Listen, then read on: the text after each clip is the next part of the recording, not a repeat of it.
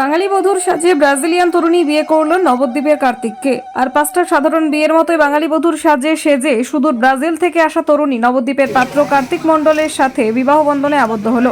প্রায় বছর 6 আগে থেকে সোশ্যাল মিডিয়ায় আলাপ, তারপর দীর্ঘ প্রেম।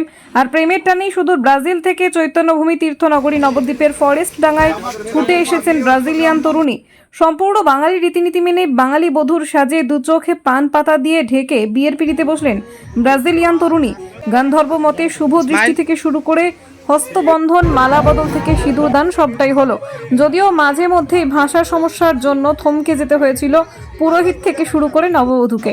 পাত্র কার্তিক বিভিন্নভাবে তার জীবন সঙ্গিনীকে মোবাইলে বাংলা থেকে পর্তুগিজ ভাষায় বদল করে দিচ্ছিল। তবুও পুরোহিতের সাথে সাথে বাংলা ও সংস্কৃত ভাষায় মন্ত্র উচ্চারণ করলেন ব্রাজিলিয়ান তরুণী।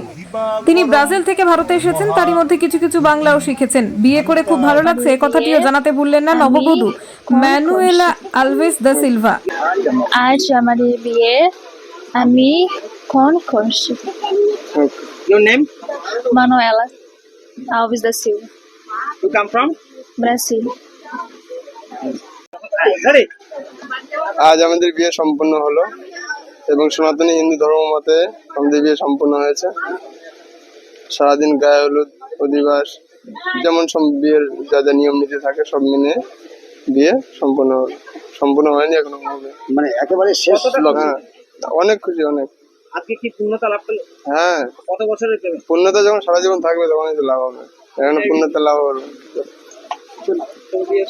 শুরুবাদ হলো এটা। বিয়ে করতে